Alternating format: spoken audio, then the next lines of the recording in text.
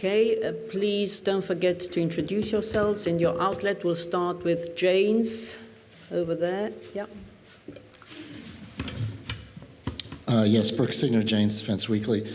Two questions. Do you have any indications or concerns about where Russia intends to deploy its new missile in the future? And second related question, Russia has substantial area denial capabilities in its northwestern military district, and particularly in Kaliningrad. Aside from air patrols, don't want to talk about air patrols, what is NATO doing to counter that area denial capability? Thank you. To be honest, I didn't get the first question. Any indications of where Russia intends to deploy its new missile in the future? Thank you.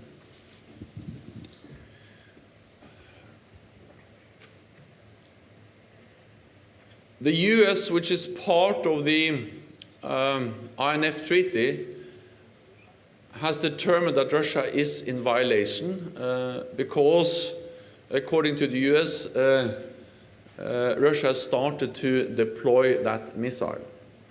They have shared that intelligence with us, but I will not go into intelligence details, just refer to what US clearly has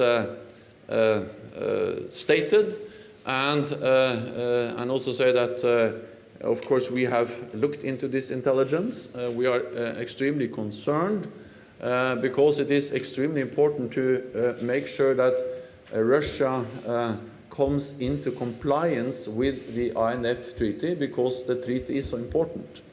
It is a cornerstone of European security. It actually shaped the whole generation of politicians in Europe on security and defense issues. I remember myself in Norway in the 70s and 80s, how concerned we were about the deployment of SS-20s, the Russian intermediate nuclear missiles, and the decision by NATO to respond with a dual-track decision and then deploy Pershing and cruise missiles in Western Europe, in NATO allied countries. And also the great achievement it was when we, in 1987, agreed on the INF Treaty, which then abolished all intermediate range nuclear weapons. I will not go into details about where we expect Russia to then continue to deploy, because, as I said, this is based on intelligence, but we ask Russia to provide answers, to be transparent, and to come into compliance with the treaty in a transparent way, because it is important to protect this treaty. When it comes to anti-access area denial, well, NATO is implementing the biggest adaptation of our collective defense since the end of the Cold War, partly with more deployment of troops in the eastern part of the alliance, partly by increasing our capability to reinforce if needed. We are investing also in modern capabilities which are able to deal with A2AD challenges. Again, it's hard to go into the specific capabilities, but it's obvious that that NATO is able to deal with this, and that some of our highly modern new capabilities are there to also deal with A2AD challenges. Okay, Georgian TV, lady over there. Yeah, third row. Georgian Public Broadcaster. Mr. Secretary General, can you tell us more about NATO Georgia Commission? What topics will be discussed? What will be new for our country? And also, I want to ask you a question about Russia. We hear very often from Moscow statements against future enlargement, against our future membership in this organization. How do you react? Because there is somehow perceptions that NATO, that Russia has an influence on this process. Thank you very much. So we will discuss our partnership with Georgia. We will update all allies on where we are, and also, of course, make sure that allies continue to contribute to the different activities that we do together with Georgia. Especially the Joint Training and Evaluation Center, the different activities. There are also exercises and training activities which are part of our cooperation with Georgia. We will also welcome the support that Georgia provides to NATO. Georgia continues to be one of the main contributors to especially our presence in Afghanistan. And we will also address the challenges we face in the Black Sea. We have seen a substantial Russian increased military presence there, especially in Crimea. And therefore, Black Sea security, how we can work more closely together there, is part of what we will address when we meet in the NATO-Georgia Commission. We will also, of course, highlight the importance of reform. We welcome the reforms that Georgia has implemented, but we will urge and continue to support Georgia implementing reforms of its security sector.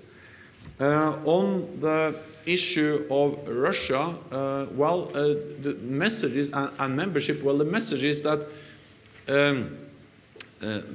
NATO allies, the heads of state and government, they reiterated their decision they made for the first time in Bucharest in 2008 that Georgia will become a member of the alliance. We reiterated that decision at our summit now in July. And it's only for Georgia and 29 NATO allies to decide when that will happen. No other country, including Russia, have any right to interfere in such a process. Georgia is an independent, sovereign nation. We recognize and we support the territorial integrity of Georgia. We will never recognize the so-called independent republics of Abkhazia and South Ossetia, and we will continue to support Georgia as it moves towards full Euro-Atlantic integration. Okay, we'll go to the gentleman over here. News Agency Interpress News, Georgia. Mr. Secretary General, it's good to hear what you say that the NATO will uphold its commitment for Georgia becoming a NATO member, that it's only up to Georgia and NATO members to decide on this issue. But I want to go back to the Angela Merkel's visit to Georgia, which took place in August, and I will quote her. She said, I cannot see Georgia's fast accession to NATO. I think we cannot speak about fast accession in the context of Abkhazia and South Ossetia, where's at least Germany's position. So it turns out that Russia occupied these territories, and Russia used its leverage to make some countries, some NATO allies, to think about Georgia's accession to NATO not possible in the near future. And does it seem to you that when Angela Merkel says that due to these occupied territories, Georgia can't fastly become a NATO member, it's a kind of hypocrisy because Germany itself became a NATO member when it was divided, and it was divided by the Soviet Union and Russia. Well, all NATO leaders agreed on the same position when it comes to Georgia in July, which states that Georgia will become a member of the alliance. And we also stated clearly once again that we fully support the territorial integrity of Georgia within its international recognized borders. And this includes the regions of Abkhazia and South Ossetia. And Georgia will not be forced to choose between its territorial integrity and membership of NATO. So Georgia will become a member when it meets the NATO standards. We will help Georgia doing that by helping Georgia with implementing reforms, rule of law, strengthening its democratic institutions. And in the meantime, we welcome the fact that we have more NATO in Georgia than ever before, and we have actually more Georgia in NATO than ever before. So while we are working towards membership, we continue to strengthen our partnership, which is of mutual benefit, which is beneficial both for Georgia and for NATO. Okay, we'll go to the lady over here. My name is Olga Kravchenko, Prямой channel. I'm from Ukraine, and my question will be the next: how to release attention between Hungary and Ukraine, and how to make holding Ukraine NATO Commission possible, and how to make so that Hungary-Ukraine relation not to be an obstacle for Ukraine and NATO relations. Thank you. Hungary is a highly valued ally, and Hungary contributes to our shared security in many different ways.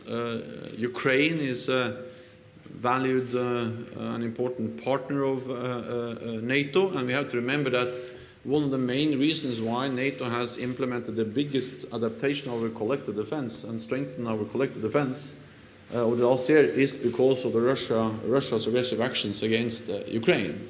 So Ukraine is an important partner for NATO. I hope that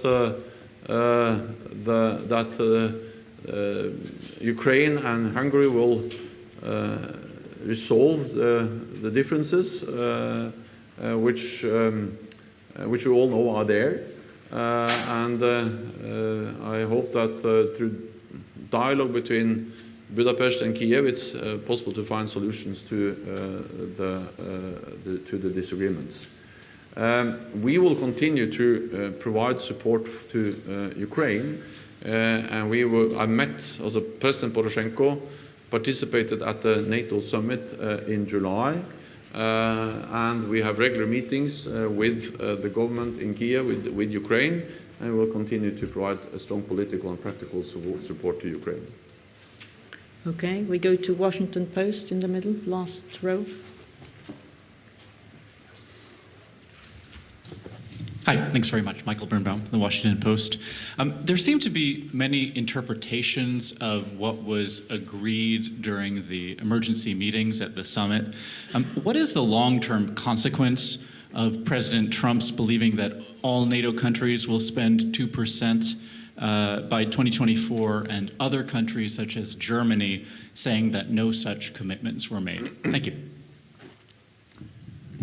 What we saw at the summit was that we reiterated our commitment on burden sharing, which includes the goal of 2%, spending 2% of GDP on defense. And that's, of course, a commitment which applies for all NATO allies, and all NATO allies agreed to that commitment. But perhaps and we also agree that we need credible national plans laying out how all allies will make good on their commitments. But perhaps as important as the plans is actually what we really do now. And the reality is that what NATO allies are doing now is that they are significantly increasing defense spending. Last year we saw the biggest increase in a generation in defense spending, more than 5% in real terms. And if you just look at the 2 last years, we have a total increase of $41 billion across Canada, across Europe and Canada. So I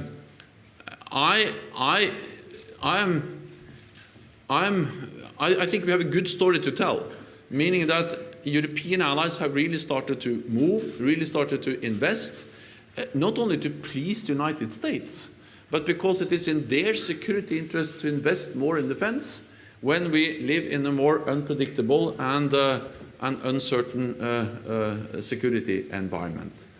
At the same time, the US is increasing their military presence in Europe. So I think that actions speak louder than words. And the reality is that we see that despite disagreements on different issues, ranging from trade, environment, the Iran deal, and also some strong messaging and language on, for instance, defense spending, the reality is that NATO delivers more, and we are strengthening the transatlantic partnership. North America and Europe are doing more together. So we have still a long way to go. I understand the importance of this, but I'm encouraged by the progress we have made over the last years. Okay, we're going to the second row, lady with the long hair. Montenegrin Daily Pobjeda. You said that you have planned to visit Serbia, so I'm wondering what is the purpose of your visit, and is it related to the last tensions between Kosovo and Belgrade? Thank you.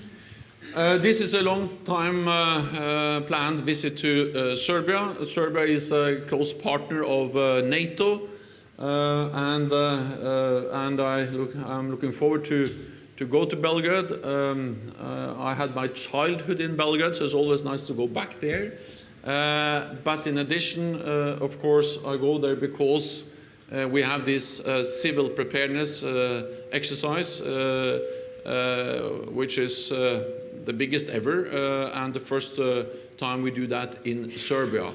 And just the fact that we are able to prove or to show that NATO is not only a military alliance, dealing with military threats, but NATO is also an alliance that can help to respond to natural disasters, which we have seen in that part of Europe before, and also helping to create the framework for bringing civilian capabilities and military capabilities together and to deal with civil emergency or natural disasters. I expect, of course, that we will discuss the situation in Kosovo. My main message is that all parties need to show calm and restraint, and that we fully support the Pristina-Belgrade dialogue to solve the issues and to solve the problems which we see in the relationship between Belgrade and Pristina. KFOR is present. KFOR is there with more than 4,000 troops. And so NATO troops are playing a key role in providing security and stability in Kosovo. Lady in the second row. Slobodanka Jovanovska, nezavisan vjesnik Macedonian Daily. Mr. Stoltenberg, how do you see the decision of Macedonian opposition party VMRO to openly boycott the referendum? And does your statement today mean that NATO is not giving up from Macedonian membership and that the accession talks will continue as was planned before? As the accession continues, the accession talks with the former Yugoslav Republic of Macedonia continues as long as your country wants to continue those talks, and as long as you are implementing the name agreement. And we stand ready to welcome your country as a new member of the alliance, with an equal seat around the NATO table, with full membership, and also with all the benefits that NATO membership will provide to the former Yugoslav Republic of Macedonia. Because we have seen before that NATO membership is important for security, for stability, but also for prosperity. The latest example is Montenegro, where investments have doubled since they joined NATO. It's for Skopje to decide the way forward now. It was a clear majority in favor of the name agreement, in favor of joining EU and NATO in the referendum, but at the same time the turnout was not as high as many had hoped. This is a consultative referendum, and the necessary changes in the constitution has to be made by the parliament. Again, that's for the parliament and for the people of the country to decide. What I can say is that the only way to join NATO is by agreeing and implementing the name deal with Greece. There is no other way. So I've seen that someone have indicated the possibility of rejecting the name agreement and at the same time join NATO. That will not happen. That alternative doesn't exist. So it's for the people of the country and the parliament in Skopje to decide. But it's my obligation to make it absolutely clear that there is no way to join NATO without fully implementing the name deal. We are ready to welcome you, but then, of course, you have to implement the deal. Lady in the center, last row. Thank you very much. Bloomberg News, Pronin Lyubov. You mentioned earlier the Iran deal. How important is it for the European security, and how will the paradigm of European defense change after sanctions against Iran are restarted? And a second question, if I may, about defense spending. Poland proposed to build a military presence for US on its soil. What kind of precedent does it set, perhaps for other member states? Thank you very much. So all allies are concerned about Iran's destabilizing activities in the wider Middle East region, and we strongly condemn the financial support for terrorism, including Iran's support to a variety of armed non-state actors. We are also, of course, concerned about their missile program, and we are committed to ensuring that Iran's nuclear program remains peaceful. Then there are different views on the JCPOA, or the Iran nuclear deal, and that's, what I say, a fact, but despite the disagreement on the Iran nuclear deal, we all agree on the importance that any nuclear program in Iran remains peaceful, and that they are,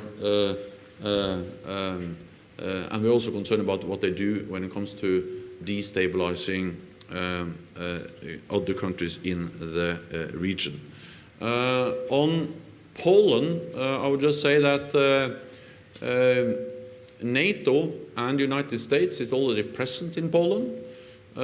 We have increased our presence in the Baltic region and in Poland already, with more exercises, with more rotational presence, and with a new battle group, or the 4 new battle groups in the Baltic countries and Poland, and the US is actually leading the battle group in Poland. We also see more US presence in different NATO allied countries in Europe. We welcome that, but it's not for me to comment on a specific proposal which is not on the NATO table. Gentleman in the front row. Piotr Kozlov, BBC News Russian Service. Secretary General, if you don't mind, I will ask the question in Russian because you have interpreters here. Петр Козлов, BBC Русская служба. Господин Генеральный секретарь. Secretary General, in the spring of this year, a former GRU colonel, Sergei Skripal, and his daughter were poisoned in Salisbury. The Ukraine blames it on Russia, and a term military aggression was once even used. However, Moscow has categorically denied its guilt in this case. So what is NATO's stance on this issue in the view of the 5th article of the Washington Treaty? And also, what would be the scale of a subterfuge like this so that this article could be invoked? Thank you. We stand in full solidarity with UK after the use of a nerve agent in Salisbury. And we fully trust the UK assessment, the UK intelligence, and NATO allies, and including NATO as an organization, reacted very firmly and strongly when this happened, because we expelled a high number of Russian officials officials from NATO and from NATO allied countries as a direct response to the Salisbury attack. The UK National Security Advisor, Mark Sedwell, has also briefed the North Atlantic Council, NATO allies here in Brussels, on the latest developments in this case, and we will continue to stay in close contact with our ally, UK, on this case, because any use of a chemical a weapon or a nerve agent is, of course, of great concern for all NATO allies. There has been no discussion about Article 5. This has been about providing strong political support to UK and also reacting by expelling Russian officials. One final question, Europa Press, lady over there. Thank you. Back on burden sharing, Secretary General, 1/3 of the countries are not expected to meet the 2% target by 2024. Are there any realistic plans that more allies will actually meet that target by then?